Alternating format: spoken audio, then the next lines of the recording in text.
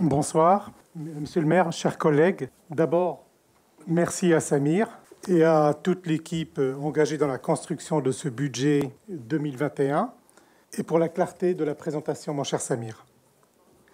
Il faut d'autant plus les remercier et leur tirer un coup de chapeau que cette année, l'exercice est particulièrement difficile. Rendez-vous compte du défi qui est devant nous, maintenir et même renforcer le service public communal alors que nous avons pris de face toutes les conséquences de la crise sanitaire.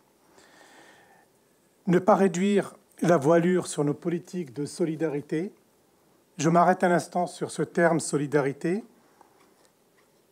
Sur toutes les précédentes interventions, ce mot n'a jamais été cité. C'est curieux, mais ça ne m'étonne guère. Ne pas réduire donc la voilure sur nos politiques, je disais, de solidarité. Ne pas baisser la garde sur la santé, l'éducation, la prévention. Ne pas faire comme le gouvernement qui a sacrifié la culture et le sport amateur. Là aussi, personne n'est revenu sur ces thématiques. Ne pas renoncer à nos ambitions de transformation pour les grands quartiers populaires de Nanterre et être ambitieux pour une ville écologique. Il faut mesurer la portée de ces choix dans le contexte actuel. Notre groupe, Nanterre pour toutes et tous, dans la diversité des 26 élus qui le composent, apprécie et soutient le choix, et soutient ces choix. Notre conviction est que le contexte actuel doit encore plus nous inciter à tenir les engagements que nous avons pris il y a un an devant la population. Je crois que nous l'avons tous remarqué depuis le début de cette crise, et particulièrement depuis le deuxième confinement, Nanterre n'est plus tout à fait Nanterre. Beaucoup de ce qui fait que cette ville est vivante, créative et qu'elle dégage de l'énergie est à l'arrêt. Pour des dizaines de milliers de Nantériens, et ça on n'en parle pas, ne plus pouvoir faire du sport dans son club, ne plus pouvoir aller au cinéma, au théâtre ou au concert, ne plus pouvoir participer aux réunions de son association dans une salle avec des gens que l'on est heureux de retrouver, ne pas avoir pu emmener les enfants à la ferme géante, ne plus pouvoir se retrouver entre amis ou voisins au café, au restaurant ou dans une fête familiale, tout cela pèse énormément sur la vie de nos concitoyens. Tout cela ajoute aux souffrances aggravées par la crise. Et tout cela nous donne encore plus de responsabilités pour maintenir un haut niveau de cohésion sociale et de solidarité. Mais dans ce combat essentiel que mènent les communes pour faire vivre la République au quotidien malgré la crise, il faut quand même déplorer ce constat accablant, relevé par le maire tout à l'heure dans son intervention. Je veux parler de l'attitude de l'État à l'égard des communes dans la période que nous traversons. Franchement, le gouvernement n'est pas au niveau. Il ne l'a pas été dès le début de la crise avec les ratés lamentables sur les masques. Il ne l'a pas été sur les tests, malgré toutes les mises en garde. Et il ne l'est pas davantage aujourd'hui sur la vaccination, après avoir bricolé une augmentation bidon sur la soi-disant stratégie assumée de la lenteur, alors que la vérité était la pénurie de vaccins. Et comme si ça ne suffisait pas, il y a à présent ce fait incroyable de constater que les collectivités ne font pas partie du plan de relance. Après avoir glorifié le rôle des maires dans la lutte contre l'épidémie, le gouvernement écarte les communes des secteurs de la société devant bénéficier des fameux 100 milliards d'euros. Alors certes, il y a ce milliard arraché par les maires de banlieue pour les quartiers prioritaires. Il y a ce fonds de compensation des pertes de recettes qui a déjà été réduit de 60% en quelques jours. Et aujourd'hui, il y a ces contrats de relance et de transition écologique dont on ne sait pas grand-chose quant au contenu. Mais ces mesures prises à la marge sous la pression des associations d'élus ne modifient pas le choix assez ahurissant de ne pas considérer les collectivités comme un acteur majeur de la relance et de la confiance que nos citoyens doivent retrouver dans l'action publique. Pour toutes ces raisons, et là j'en finis, notre groupe soutient les orientations proposées pour l'élaboration de ce budget 2021. Je vous remercie. Monsieur le maire, chers collègues, tout d'abord, je tiens à remercier au nom de notre groupe les services municipaux qui ont œuvré dans la rédaction de ce rapport de présentation. Mieux que le vote du budget, cet exercice permet d'éclairer les perspectives sur lesquelles nous, élus, nous appuyons pour prendre des décisions financières et budgétaires. L'année dernière, dans le cadre de cet exercice, nous avions tous insisté sur le côté inédit de cette période et malheureusement, la situation est cette année encore similaire. On fout de nous-mêmes, tout en gardant l'espoir que la période estivale balayerait le virus. Nous savions déjà que cette crise sanitaire, sociale et économique n'aurait rien d'éphémère. Aujourd'hui, nous sommes dans l'œil du cyclone.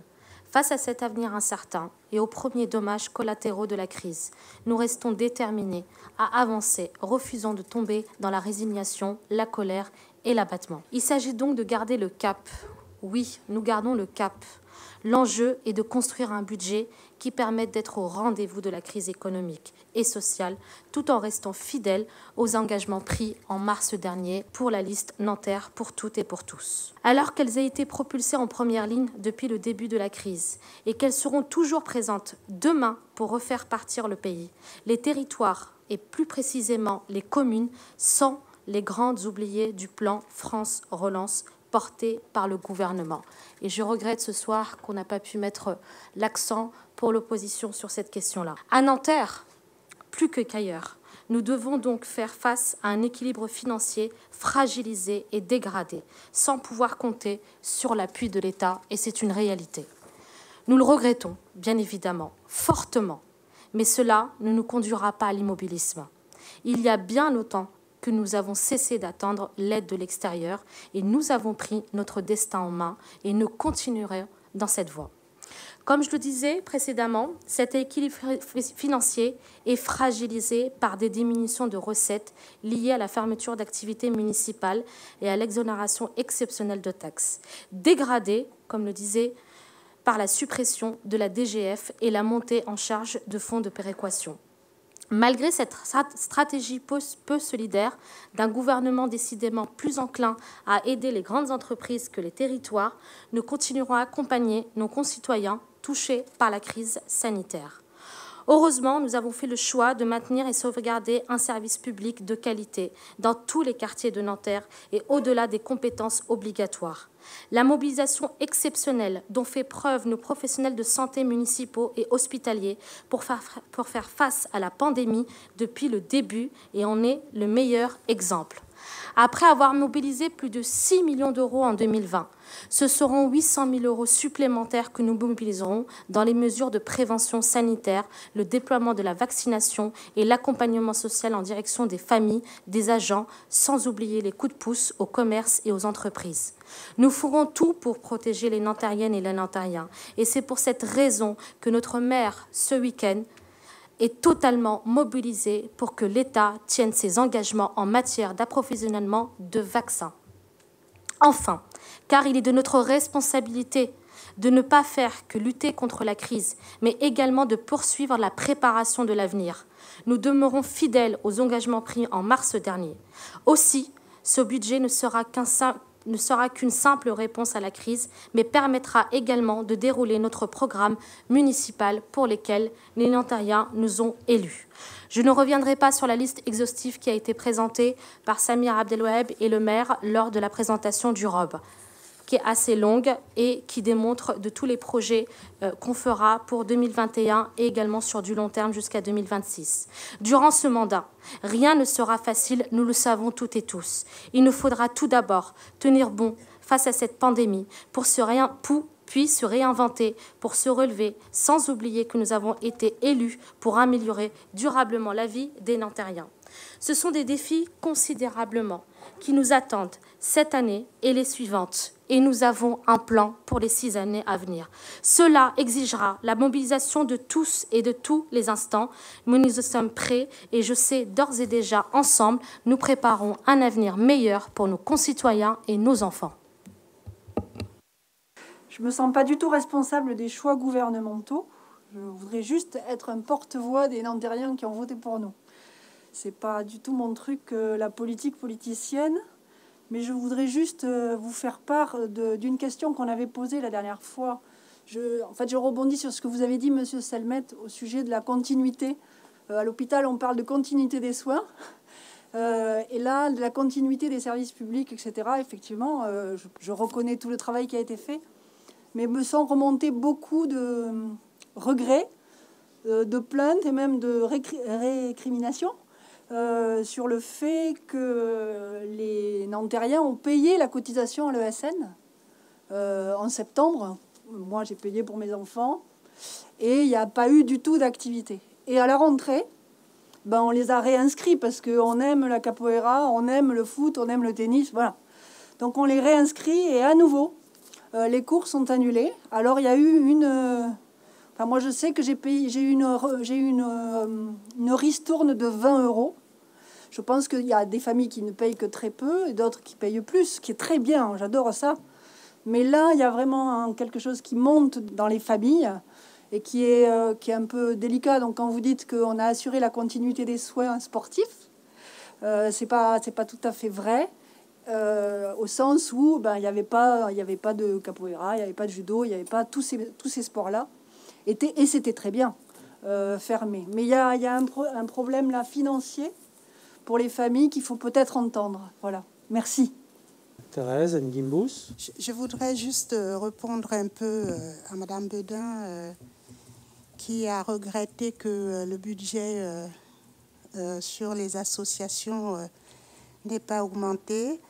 Je voudrais dire ici à tous nos collègues et ainsi qu'aux Nantériens qui vont nous écouter que ça a été un effort inimaginable de reconduire le budget des associations tel qu'il était au budget dernier. Je rappelle que le budget des associations, ce n'est pas que financier. Il y a des avantages en nature. Rien que les locaux à la charge de la ville, c'est plus de 770 000 €. Nous avons mis, pendant la crise sanitaire, alors qu'on était en plein confinement, on a mis des salles municipales à disposition pour que les associations puissent travailler. Et je peux vous dire, Madame Bedin, que les associations nantériennes sont reconnaissantes du travail que fait la municipalité et de l'accompagnement que nous leur apportons. Donc, je voulais quand même souligner cela parce qu'on aurait pu dire c'est pas très important, on va faire des économies sur le budget des associations. Ça n'a pas été le choix de la municipalité. Samir l'a rappelé tout à l'heure, on a dépensé plus de 5 millions d'euros pour 3 millions d'euros de recettes. Donc, les associations auraient pu être également accompagnées par l'État. Les aides qui ont été mises en place pour les associations étaient très complexes. Il n'y avait pas de plan cadre. Il y a des associations qui ne se sentaient pas légitimes de les réclamer. Néanmoins, la ville ne les a pas laissées tomber. On les a accompagnées comme il le fallait et elles en sont très reconnaissantes. Donc, je voulais dire que c'est un effort très important qui a été fait de reconduire le budget pour les associations. Merci.